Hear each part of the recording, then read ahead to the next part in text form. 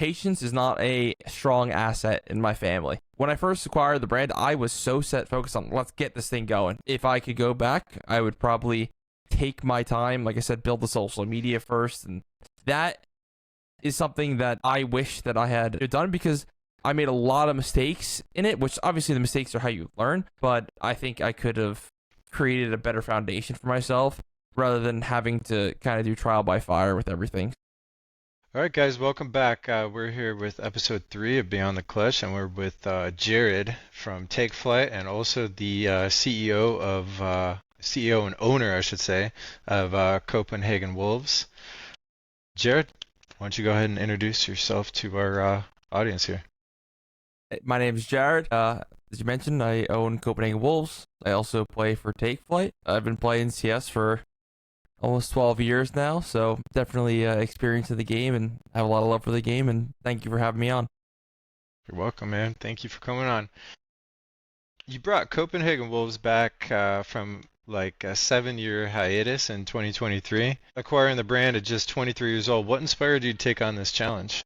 Well, as like a kid growing up watching the game, they were like the main icons that I kind of like look up to, especially when you look now what type of mark they left on the game. Especially they were big inspirations for me and a big reason why I kind of love the game, especially KRB was my favorite player at the time. But years went by and I sent to just send a message to his name's Jacob Christensen. He was the founder of Wolves, one of the founders of Blast, and one of the founders of Astralis, and he was just recently a part of the group that re-bought Astralis back, so he's back in one of the leadership roles there. So he's a good friend of mine, and very thankful for him to, be willing to give me this opportunity. Awesome. You've emphasized running Copenhagen Wolves without major investors or mentors. Can you walk us through the biggest hurdles of self-funding in esports org and how you've managed to keep the operation lean and competitive? The biggest challenge that you're going to encounter is really just esports it's kind of like a boat. You're kind of just throwing money at it and just kind of hope that something sticks a little bit. So I really think that you have to, determine what kind of team that you want to be. For us, we obviously, want to compete at the highest level that we possibly can. But if I could do anything differently, I would have just taken it a little slower. I think creating some kind of foundation with social media and getting yourself out there would have helped us get into this position sooner, rather than over a year of kind of grinding it out. And I made a lot of mistakes that year, and there's a lot of learning curves that I definitely had to go through. So all of that is a really big challenge, especially when you're doing stuff out of pocket. But for me, I love the experience. I love the opportunity to do stuff like this. So that really is where I had the value. But in order to keep it kind of long term, we really needed to get our social media operational. And getting our social media operational was really just a huge step in being able to, maintain this going forward. So that was kind of the biggest hurdle in the beginning, getting the followers, getting everything. But that was definitely the biggest asset that we had. For sure. Yeah, social media is super important nowadays. As an active CS2 player for Take Flyte, how do you balance the grind of competing, going to LANs and stuff like that, and the demands of owning and managing Copenhagen Wolves? Do these roles ever conflict, or do they kind of go hand in hand? They don't really ever conflict. I think it's mainly because just of like the time difference and everything like that. I also work during the day too, and you'd be surprised. In the beginning, it's so much time that you have to pour into it. But as soon as you get kind of a foundation, you get strong coaching staff, you have different tools in place to help the team. It kind of becomes a self kind of ran thing a little bit. So getting to that place is really hard. But once you're able to get to that place, that's really where you're gonna see you get some of your time back, and a lot of that allows me to like we're all gamers in this industry, so sometimes my sleep schedule's not the best, meaning I don't get enough sleep as probably I should, but that kind of allocate some time for me to not only play with Take Flight, play with some buddies, whatever it may be. So that kind of allows me to have some time, but I probably should emphasize a little bit more sleep. Sleep's important, guys. What advice would you give young players or organizers who want to break into the scene, but they don't have big budgets or any kind of contacts? They're basically just starting from scratch. Like I said, I would emphasize social media. At the beginning, I would try and get yourself some kind of presence, because social media can be not only a source of income, but just a valuable asset for you to have. Especially when it comes to, other games, you can get regional sponsorships or some kind of partnerships where you can actually get some kind of direct invites in a little bit of a different system. The only thing I would say right now with CS, it's very, I think, budget heavy. You look at how VRS operates.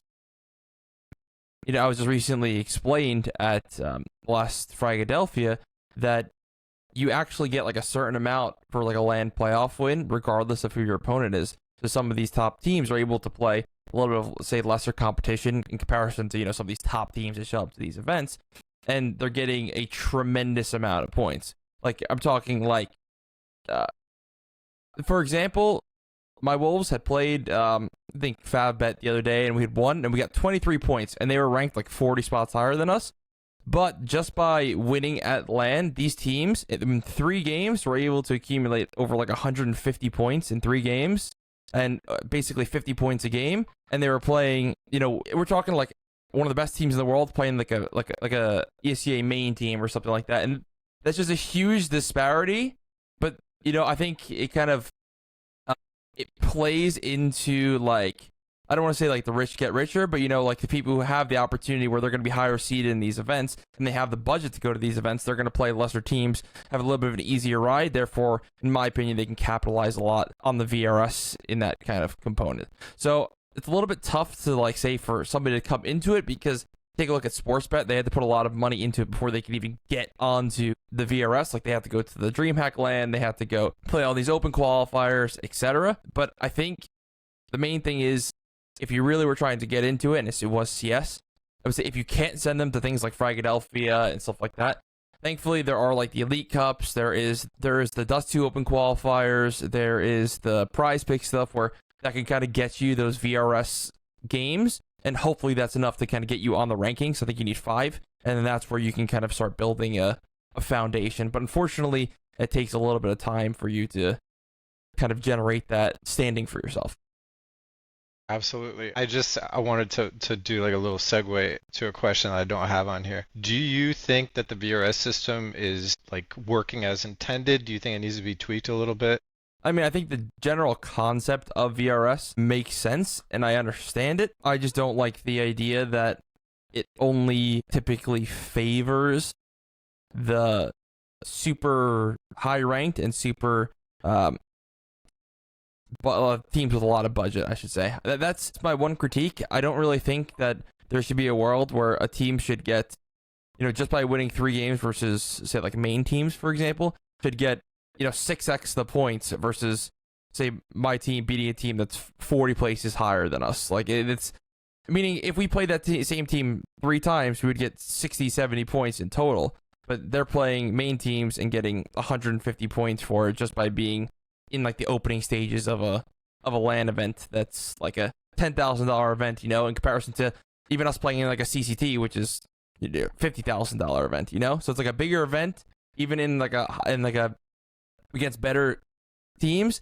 So, I mean, you can't fault those teams at all for wanting to go to those events. It's a great opportunity for them. I would, if you have that kind of budget, I would highly recommend you go, and it's great for them. I'm really happy for them, and like, it's not their fault at all. They're just capitalizing on the system that's there. So I think that's a little bit tricky, because it's a little too much of a disparity in a lot of these things. So if it was me, I would find some kind of way to make it fair. I think LAN playoffs should definitely give some kind of bonus, but I don't know if it should be like a set amount that it is right now. That would be my personal opinion. Interesting. I had Sir Scoots on. I don't know if you know who Sir Scoots is. I've heard of him, but not super. Okay. He was telling me about the way back in the day in 1.6 and stuff like that, and how OGL Invite worked a little bit, and how the teams at the top used to be able to challenge the teams that were on the bottom. And so basically, you would just play all the bad teams and keep getting points and stay at the top.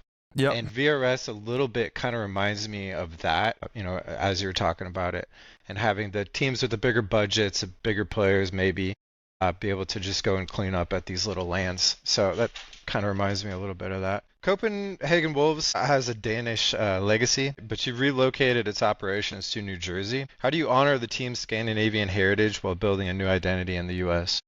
Well, I don't necessarily make it so much about like that it's like a New Jersey brand, you know? Like there's so many teams and it's a little bit weird because of being like a sole owner, but think about all of these other teams. You think like all of these teams that have a million investors that are part of them, you think they're all German or they're all Danish or no, they're not. It's not like that. And it's like you have teams like Falcons who are a completely Saudi run thing. Everybody knows they're Saudi and they're represented by basically zero Saudi Arabian people when they are playing the game.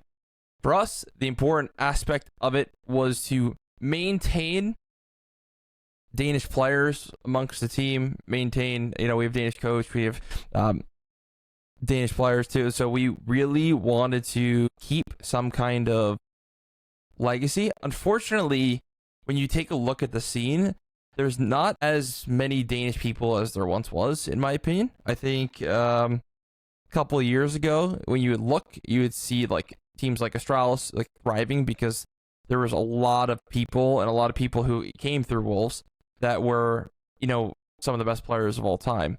But you're kind of missing that new kind of era of players because a lot of those legends have now kind of gone past their prime and a lot of them don't even play anymore. So that's kind of where, we struggled. But right now we're happy with our roster. Our roster's playing really well. But you guys are playing really well right now. And we have Nixon and Cinzy representing us on the Danish side. So right now we're doing what we can to, kind of maintain some kind of Danish influence because that's a part of our heritage and we're always going to try and represent that heritage as much as possible. But at the end of the day, you still have to think about that it is business and we want as many Danish players as we can, but we also need to pick the best players available for us at the moment too. 100%. Competing in the ESL Challenger League, Wolves have had solid but not dominant results. What's your strategy to climb to Tier 1 contention? Well, for Challenger League, since it's like cups now, it was a little bit tricky. We had accepted the last invite prior to us knowing that we couldn't move some of the games for that specific thing because we had gone to Philadelphia and then we had to forfeit 2 games from that from Challenger League, and then we came back all after taking overnight flights and had to play another game, and we had lost that. Everybody was super jet lagged, etc. So that kind of hurt us in some VRS and some Challenger status. In the beginning, we kind of like tried to. After we found out, we still decided to go to Philadelphia because obviously now with this newfound knowledge, if we had won some more games there, the VRS upside would have been monumental. But, like if we would have won one game at Frag in the playoffs that was on HLTV, we probably would have covered all the losses that we had from the Challenger League. So it was a little bit tricky, a little bit kind of upsetting there. But our plan is to maybe attend some lands in Europe and potentially some US lands in the upcoming year. We're not 100% sure on what lands are going to be available to us and what fits the schedule. Obviously, with how EU operates, it's not like North America where there's one tournament, at a time. You're playing 3-4 tournaments at the same time, so it's kind of hard to find the time, especially when you don't really want to fall behind your competition, So that's our plan. Really is to just grind this stuff out, continue making playoffs, keep gaining in the VRS, because once you're able to get to a certain point, you then can take advantage of, you're not always punching up, you're able to play some teams that are ranked lower than you, and that kind of helps you going forward. Awesome. How important is community building to Copenhagen Wolves revival, and what's your approach to connecting with the fans? Right now, we try and kind of operate as much as we can when it comes to having people stream or when it comes to being active on social media. That's where a lot of our, community kind of shows itself. I think, being a little bit of a smaller organization, it's kind of hard to generate a huge community. We had a little more of a community when we were doing streams for Wolves ourselves, but now that we're mainly doing like huge, I shouldn't say huge, but like we're doing a lot of these tier 2, tier 3 European tournaments like CCT, etc. You have no need to kind of like stream your games. But when we were doing advanced, and when advanced was like a big thing, even a couple months ago or whatever, you really had a little bit more of like a communal kind of presence that we had. But for now, social media, and then of course, like if any fans always reach out to us, we always try and be respectful and reply and do what we can for community kind of outreach stuff. It's been a little bit difficult just based on the schedule that we've had, and also unable to kind of like stream personal games, etc., because of the tournaments. Yep, juggling. Yeah. Where do you see the organization in 5 years, and what's the one milestone, whether it's a tournament win, a roster signing, or something else that would make you feel like you've restored Copenhagen Wolves to its original legacy? Well, I'm not sure if you had seen the news. We actually just signed like a short-term deal with a PUBG team, and a PUBG team that we have is actually going to PGC, which is the PUBG Championship. It's in Thailand, and I'm going to that at the end of this month, so I'm super excited about that. So that is a huge event, ginormous prize pool, has, not quite CS viewership, but it has, average of like over 100,000 concurrent viewership, and being able to see my brand represent on that kind of stage was really like the goal from day one. In CS it's a little bit harder. You have a lot more competition. You have a lot more regions going against each other. Where in PUBG you can kind of like you could play scrims versus Asian teams. You could play scrims versus EU teams because it's not such like a ping difference game. So that's kind of like that was kind of like a goal I was able to accomplish, and I potentially see us in 5 years in different areas, different games, building more of a worldwide brand instead of such a, say, North America and Europe kind of region-based focus, which we have now. So potentially expanding different games, and then of course, we hope to get to a level where we could be. Obviously these are I'm gonna mention some giants, but like you have teams like Liquid or FaZe and stuff like that who are you're see they're competing at a high level in multiple different games. So that's kind of the goal, and that's what we're gonna strive to in the next 5 years. Thankfully, like I said, our social media manager, our marketing director has done like a phenomenal job getting us kind of on the map in that department.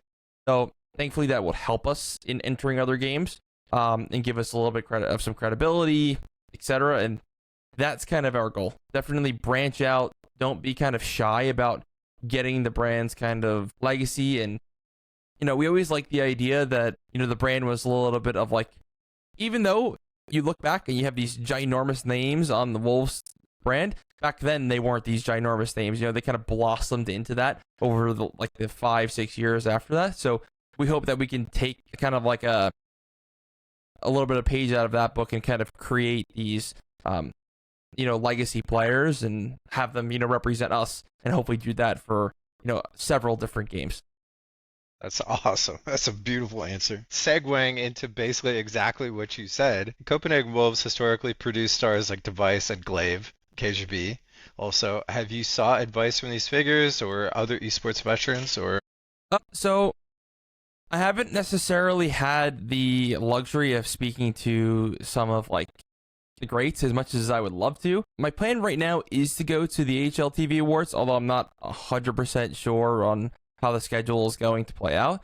So that'd be a really good opportunity for me to potentially gain some potential relationships there. However, I have had the opportunity to speak to, quite a few management staffs and owners, and for some pretty high level organizations, and some pretty high profile players and stuff like that. None of like, the greats, and not a lot of the, greats who have, worn the Wolves jersey, but I've had a lot of influence from a lot of people. I've spoken to KRB is a good friend of mine. I've had a good relationship with him. We've had some conversations and stuff like that. So definitely have had some influence for people, but I would say the biggest kind of support system and biggest kind of influence that I've gotten was from Jacob Christensen, who's, as I mentioned, now the owner of Astralis and the previous creator of Wolves. He definitely gave me some insights and helped me kind of get my foot in the door. But I really would love to kind of get, not only just from like an organizational standpoint, but I would love to just get the knowledge from some of those previous players just to kind of soak that in and absorb it, you know? So that's kind of, maybe that's a personal goal for me going forward. And I used to be really shy, but now I'm super willing to kind of just talk to anybody. So I hope I can kind of take that into the HLTV wars and potentially, gain some relationships there. Awesome. Yeah, I don't think there's many people in the esports community like Jacob that, you couldn't ask for a better mentor, basically, right? Yeah, Like, absolutely. So Absolutely. that's awesome. That is awesome. Being on an NA team and owning a team in EU, you're in the unique position to answer those questions. Why are EU teams historically better than NA teams, in your opinion? In my opinion, I think it's just because it's a more widely accepted, I guess you could say job, more widely accepted culture in Europe to be kind of like an esports player. And I don't even want to say just in Europe, even in South America, even in Asia, you're more like, it's more of an accepting profession. And also in a lot of countries, the US has a very high cost of living, Canada has a very high cost of living. It's kind of hard to operate on a lot of what the salaries are, especially for specific players. Unless you're living at home, then you definitely have the opportunity. But also, I know people were kind of joking with, Ponalone the other day because he was tweeting about how FPL is like kind of a joke. But I completely agree with him. I refuse to play it. I think it provides zero value. I mean, you see the clips of people just yelling at each other. There's zero support system. There's zero like effort into anything. 100%. And in my experience, whenever I would play with European friends or some of the players, like, no matter what the situation is, most of the time people are trying to win. Even if they're toxic or whatever, they still have the same kind of goal in sight, which is to win and to be better. And I think people in America would rather just kind of shoot people down and kind of just make them feel worse. So like I said, I just feel like there's zero support system. I think because of that, you have a lot of lack of player development. You have a lot of lack of tournaments. I'm thankful for the tournaments that we have, but we really don't have too many tournaments. And like, you see like the prize pick tournament come about, but the problem is you qualify for it and then you got to play NRG, or you got to play M80 or something like that. And for some of these up and coming teams, a little bit, demotivating potentially, because you qualify for something like this and you kind of just get smacked around a little bit. I think the biggest thing is lack of belief, lack of tournaments, and also just being that you're going to have lack of organizational representation, because where is the benefit for the organization when there's very little tournaments, very high cost because you have to send them to LANs, etc., in order to really be competitive. You don't have too much like general like tournaments that you could play. In Europe, we're in 3 tournaments right now, but on Take Flight, we have Dust 2 upcoming, but that's the only tournament we have, and it's probably the only tournament we have for like the rest of the year, so we don't have a lot of things until Frag has another tournament, basically. Yeah, right? exactly. Yeah. So you're waiting for the next one. Meanwhile, in Europe, you're like, you have to decline some of them because you're getting invited to too many tournaments. So it's a completely different culture. And when you're an organization who's going to get big viewership because everybody watches the Europe games, you're going to have a lot less cost because the cost of living is not high in a lot of these places. And in order for a full-time team, that's why was there 4 or 5 full-time teams that are North American, so there's really not a lot of opportunity and there's not a lot of reason to get into it because of that. And I think all of that kind of creates like a chain reaction as to why, like I said, Europe is going to be a lot stronger. Also, some of my previous players, went to and also coached at different like boarding schools in Denmark as well, where you could do like boarding schools for esports. So that's kind of like, it's just a culture that's accepted there because the parents, I think, just believe that you could be super successful, because you look at all of these players and they're making tremendous amounts of money and they're super successful and they've done extremely well for themselves. But I think it's not a commonly believed thing that it could be done here. Just like, it could definitely be done in like traditional sports, but I think people and parents need to believe that it can be done in esports. And you can really see, I think it's actually on like a tick up though, especially with like streaming, etc. You can really make money by being influencers. Like supplemental income basically Yeah. to offset the cost of living here in the US versus Exactly. EU and other places. Yeah. 100%.